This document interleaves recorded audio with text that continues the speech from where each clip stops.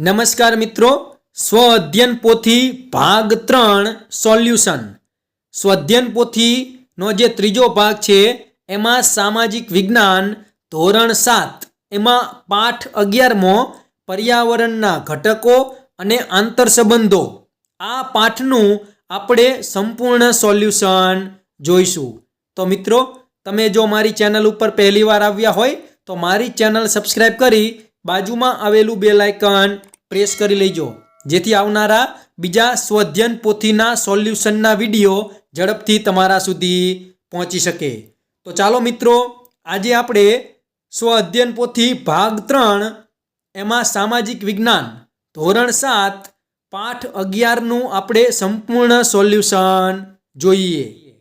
પાઠ 11 પર્યાવરણના ઘટકો અને આંતર સંબંધો. એમાં પહેલો પ્રશ્ન છે કે નીચે આપેલા દરેક પ્રશ્નના ઉત્તર માટે આપેલા વિકલ્પોમાંથી સાચો વિકલ્પ શોધી લખો. પહેલો પ્રશ્ન, પર્યાવરણમાં કયા આવરણનો સમાવેશ કરી શકાય નહીં? તો એમાં જવાબ આવશે ડી, ભાવાવરણ. પ્રશ્ન 2, વાતાવરણમાં કોનો સમાવેશ કરવામાં આવે છે? તો એમાં જવાબ આવશે બી, વાયુઓ, પાણીની વરાળ, ધૂળના રજકણો અને ક્ષારકણો. પ્રશ્ન 3, તમે વહેલી સવારે સમુદ્ર કિનારે ચાલવા જાઓ છો ત્યાં તમને કયો સ્ફૂર્તિદાયક વાયુ પ્રાપ્ત થશે? તો એમાં જવાબ આવશે બી, ઓઝોન. પ્રશ્ન 4, સુનામી જેવા શક્તિશાળી વિનાશક મોજા ઉત્પન્ન કરવામાં કઈ પ્રક્રિયા જવાબદાર નથી? તો એમાં જવાબ આવશે ડી, દાવાનળ. પ્રશ્ન 5, ધ્રુવ પ્રદેશથી વહેતા સમુદ્રના પ્રવાહ માટે નીચેનામાંથી કયું વિધાન સાચું છે? તો એમાં સાચો જવાબ આવશે ડી, વિષુવવૃત્તથી ધ્રુવ તરફ વહે છે.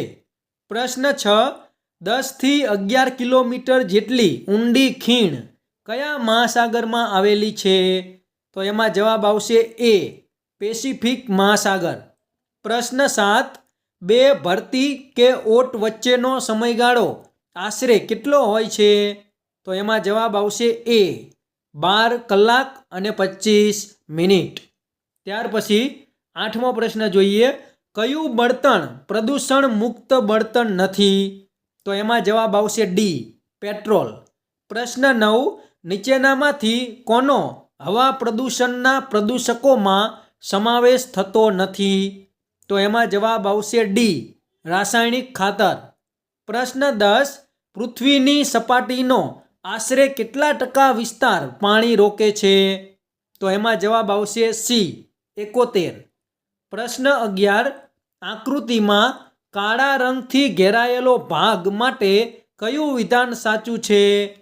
તો એમાં જવાબ આવશે બી, બીજું અને ત્રીજું બંને વિધાન સાચા છે.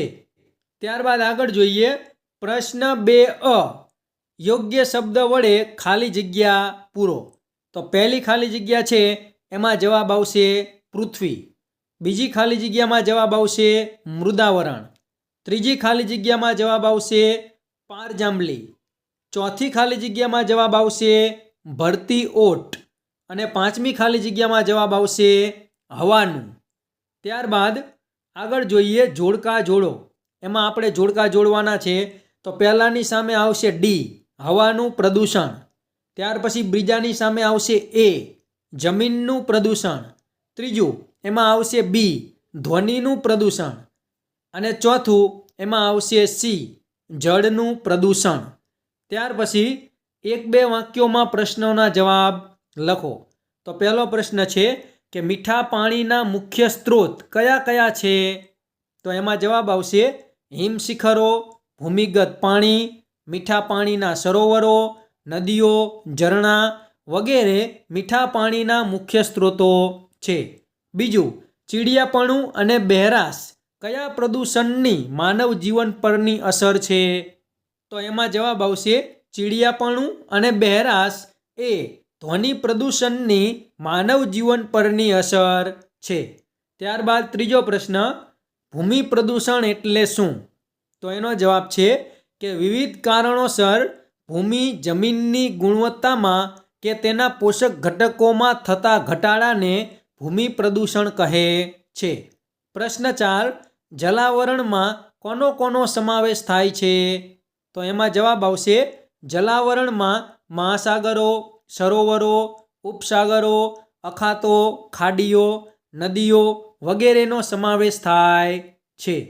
ત્યારબાદ 5મો પ્રશ્ન, રેડિયો, ટેલિવિઝન, મોબાઈલ વગેરેમાં સંદેશા વ્યવહાર કયા આવરણને આભારી છે? તો એનો જવાબ છે રેડિયો, ટેલિવિઝન, મોબાઈલ વગેરેમાં સંદેશા વ્યવહાર વાતાવરણને આભારી છે. ત્યારબાદ 6થો પ્રશ્ન, મોટી ભરતી કેવી રીતે થાય છે? તો એનો જવાબ આવશે દર અમાસ અને પૂનમના દિવસે સૂર્ય, પૃથ્વી અને ચંદ્ર સીધી રેખામાં આવે છે. તેથી સૂર્ય અને ચંદ્રના ગુરુત્વ બળના આકર્ષણથી ખેંચાઈને સમુદ્ર જળના વધુ મોટા મોજા ઉત્પન્ન થાય છે, જેથી મોટી ભરતી આવે છે. પ્રશ્ન 7, મહાત્મા ગાંધીજીએ પ્રદૂષણ વિશે શું કહ્યું છે? તો એનો જવાબ છે માનવીની વિવિધ ગતિવિધિઓથી કુદરતી પર્યાવરણ દૂષિત થવાની ક્રિયા એટલે પ્રદૂષણ. પ્રશ્ન 8, શાળા, હોસ્પિટલ જેવા સ્થળોએ નો હોર્ન ઝોન કયા પ્રકારના પ્રદૂષણને ઘટાડવા માટે મૂકવામાં આવે છે? તો એનો જવાબ આવશે શાળા, હોસ્પિટલ જેવા સ્થળોએ નો હોર્ન ઝોન ધ્વનિ પ્રદૂષણને ઘટાડવા માટે મૂકવામાં આવે છે. ત્યારબાદ આગળ જોઈએ, ખરા ખોટા કરવાના છે. તો પહેલા વિધાનમાં આવશે સાચું, બીજા વિધાનમાં આવશે સાચું, ત્રીજામાં આવશે ખોટું, ચોથામાં આવશે સાચું અને પાંચમામાં આવશે ખોટું. ત્યારબાદ પ્રશ્નોના જવાબ આપો. પહેલો પ્રશ્ન, માનવ નિર્મિત પર્યાવરણ એટલે શું? તો એનો જવાબ આવશે માનવીએ પોતાના બુદ્ધિ કૌશલ અને વિજ્ઞાનની મદદથી પર્યાવરણના જૈવિક અને અજૈવિક ઘટકોમાં કરેલા પરિવર્તનો અને તેના પરિણામ સ્વરૂપે બનેલી તમામ બાબતોનો સમાવેશ માનવ નિર્મિત પર્યાવરણમાં થાય છે. માનવ નિર્મિત પર્યાવરણને સાંસ્કૃતિક પર્યાવરણ તરીકે પણ ઓળખવામાં આવે છે. પ્રશ્ન 2, જળ પ્રદૂષણ શા કારણે થાય છે? તો એમાં જવાબ છે ગટરનું પાણી, ઉદ્યોગોથી પ્રદૂષિત પાણી, ખનિજ તેલવાહક જહાજોમાંથી થતું ગળતર, ખેતીમાં વપરાતા રાસાયણિક ખાતરો, જંતુનાશક દવાઓ વગેરેને કારણે જળ પ્રદૂષણ થાય છે. ત્યારબાદ આગળ જોઈએ, પ્રશ્ન 3, હવાનું પ્રદૂષણ અટકાવવા કયા પગલાં લેવા જોઈએ? તો એનો જવાબ છે કે સરકારે કાયદા બનાવીને તેનો ચુસ્તપણે અમલ કરવો જોઈએ. ધુમાડો અને ઝેરી વાયુઓને ફિલ્ટર કરતા સાધનો વિકસાવવા જોઈએ. કોલસા અને પેટ્રોલ ડીઝલનો ઉપયોગ ખૂબ મર્યાદિત માત્રામાં કરવો જોઈએ. વાહનો માટે PUCનો કડક અમલ કરવો જોઈએ. લોકો મુસાફરી માટે જાહેર પરિવહન સેવાઓનો વધુ ઉપયોગ કરે એવી જાગૃતિ ફેલાવવી જોઈએ. વાહનોમાં CNG અને PNG તેમજ સૌર ઉર્જા અને વિદ્યુત જેવા પ્રદૂષણ મુક્ત બળતણોના ઉપયોગને પ્રોત્સાહિત કરવો જોઈએ. ત્યારબાદ ચોથો પ્રશ્ન છે, જળ પ્રદૂષણ અટકાવવા માટે તમારા પ્રયત્નો લખો. તો એમાં જવાબ આવશે કે ઘર વપરાશની ગટરોના પાણીને તેમાં રહેલ પ્રદૂષકોને સુએજ શુદ્ધિકરણ પ્લાન્ટ દ્વારા દૂર કરીને નદી કે દરિયામાં છોડવા જોઈએ. ઉદ્યોગોમાં વપરાયેલ દૂષિત પાણીને શુદ્ધ કર્યા પછી જ તેનો નિકાલ કરવો જોઈએ. સરકારે ગંદા પાણીના નિકાલ પર કાયદા દ્વારા કડક નિયંત્રણો મૂકવા જોઈએ. પાણીને પ્રદૂષિત કરતા પદાર્થોના ઉત્પાદન અને વપરાશ પર અંકુશ મૂકવો જોઈએ. પાણીનું પ્રદૂષણ ઓછું કરવા કે અટકાવવા અંગેની નવી ટેકનોલોજી વિકસાવીને જરૂરી ઉપચારો કરવા જોઈએ. પ્રશ્ન 5, પર્યાવરણ એટલે શું? તેના ઘટકો જણાવો. તો પર્યાવરણ શબ્દ પરી અને આવરણ એ 2 શબ્દોનો બનેલો છે. પરી એટલે ચારે તરફનું અને આવરણ એટલે આચ્છાદન અથવા પડ. આમ પર્યાવરણ એટલે પૃથ્વીની આસપાસ રચાયેલું કુદરતી ઘટકોનું આવરણ. પર્યાવરણના મુખ્ય 4 ઘટકો છે. પહેલું મૃદાવરણ, બીજું જલાવરણ, ત્રીજું વાતાવરણ અને ચોથું જીવાવરણ. આગળ જોઈએ પ્રશ્નોના જવાબ કે કારણો આપો. એમાં પહેલો પ્રશ્ન છે કે દરિયામાં ભરતી ઓટ થાય છે.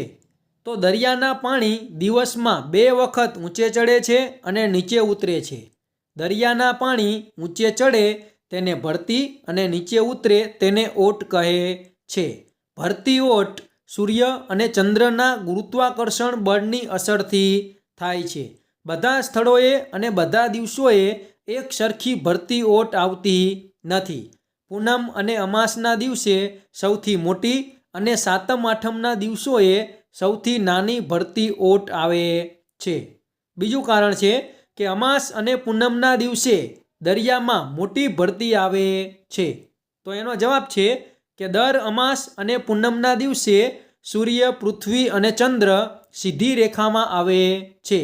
તેથી સૂર્ય અને ચંદ્રના ગુરુત્વ બળના આકર્ષણથી ખેંચાઈને સમુદ્ર જળના વધુ મોટા મોજા ઉત્પન્ન થાય છે. દર અમાસે અને પૂનમે પૃથ્વી પર ચંદ્ર અને સૂર્યનું ગુરુત્વાકર્ષણ બળ એક જ દિશામાં લાગતા હોવાથી એ દિવસે મોટી એટલે કે ગુરુત્તમ ભરતી આવે છે. ત્યારબાદ આગળ જોઈએ શબ્દોની સમજ આપો. પહેલો શબ્દ છે પ્રદૂષણ. તો એનો જવાબ આવશે પ્રદૂષણ એટલે માનવીની વિવિધ પ્રવૃત્તિઓની આડપેદાશ રૂપે નિપજતા હાનિકારક દ્રવ્યોના પ્રવેશથી કુદરતી પર્યાવરણ દૂષિત થવાની ક્રિયા. બીજો શબ્દ છે ભરતી ઓટ. તો એમાં જવાબ આવશે સમુદ્રોના પાણી દિવસમાં 2 વખત ઊંચે ચડે છે અને નીચે ઉતરે છે. સમુદ્રોના પાણી ઊંચે ચડે તેને ભરતી અને નીચે ઉતરે તેને ઓટ કહે છે. ત્રીજો શબ્દ છે જીવાવરણ. તો મૃદાવરણ, વાતાવરણ અને જલાવરણના જે ભાગોમાં જીવસૃષ્ટિનું અસ્તિત્વ છે તેને જીવાવરણ કહે છે. તેમાં માનવો, વનસ્પતિઓ, પ્રાણીઓ અને જીવજંતુઓનો સમાવેશ થાય છે. પ્રાણી સૃષ્ટિ પોતાનો ખોરાક અને અન્ય જરૂરિયાતો જીવાવરણમાંથી મેળવે છે. ત્યારબાદ પ્રશ્નોના જવાબ આપો. પહેલો પ્રશ્ન છે કે જમીન પ્રદૂષણ અટકાવવાના ઉપાયો. તો એનો જવાબ છે પ્લાસ્ટિક અને રસાયણોનો ઉપયોગ જરૂર પૂરતો જ કરવો જોઈએ. કારખાના, ઉદ્યોગ તેમજ વસાહતો સ્થાપવા માટે બને ત્યાં સુધી બિન ઉપજાઉ પડતર જમીનનો ઉપયોગ કરવો જોઈએ. ખેતીમાં રાસાયણિક ખાતરને બદલે જૈવિક અને દેશી ખાતર તેમજ લીલા પડવાશનો ઉપયોગ કરવો જોઈએ.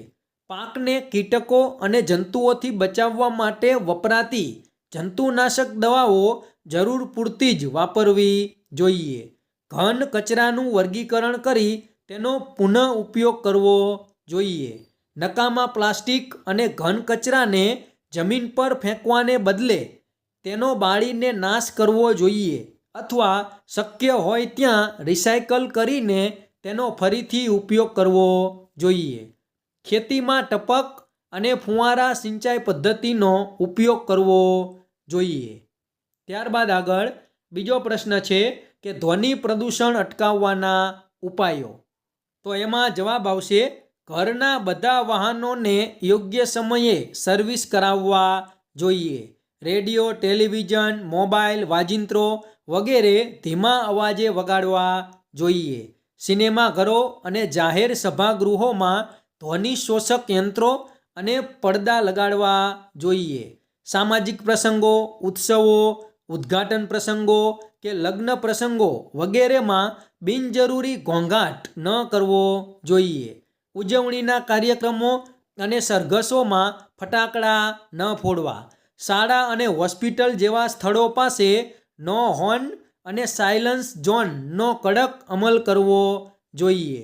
વિમાન મથકોની આસપાસ, ઉદ્યોગોના તથા શહેરના મુખ્ય રસ્તાઓની બંને બાજુ વૃક્ષો ઉગાડીને વાહનોના અવાજનું નિયંત્રણ કરવા પ્રયત્નો કરવા જોઈએ. ત્યારબાદ આગળ વર્ગીકરણ કરો. આપણને જુદા જુદા શબ્દો આપેલા છે એનું વર્ગીકરણ કરવાનું છે. તો પહેલો વિભાગ છે જમીન પ્રદૂષણ. તો એમાં આવશે ઘન કચરો, ઉત્ખનન પ્રવૃત્તિ, રાસાયણિક ખાતર અને પ્લાસ્ટિક ઉપયોગ. પછી જળ પ્રદૂષણ. તો એમાં આવશે ગટરનું પાણી, ઉદ્યોગોનું દૂષિત પાણી અને જહાજોમાં વપરાતું બળતણ. પછી હવા પ્રદૂષણ. તો એમાં આવશે ધૂળ રજકણો, કોલસાના રજકણો અને વાહનનો ધુમાડો. પછી ધ્વનિ પ્રદૂષણ કે જેટ વિમાનનો અવાજ, ડીજેનો અવાજ અને લાઉડ સ્પીકર. આ રીતે આપણે વર્ગીકરણ કરવાનું છે. ત્યારબાદ છેલ્લો પ્રશ્ન છે કે તમે જોયેલા પ્રદૂષણનું ચિત્ર ચોંટાડી તે પ્રદૂષણનું નામ લખો. તમે ક્યાંય પણ પ્રદૂષણ જોયું હોય તો એના 2 ચિત્રો અહીં ચોંટાડવાના છે અને એ કયા પ્રકારનું પ્રદૂષણ છે તે તમારે નીચે લખવાનું છે. તો મિત્રો, આ હતું પાઠ 11નું સ્વાધ્યાય પોથીનું સોલ્યુશન.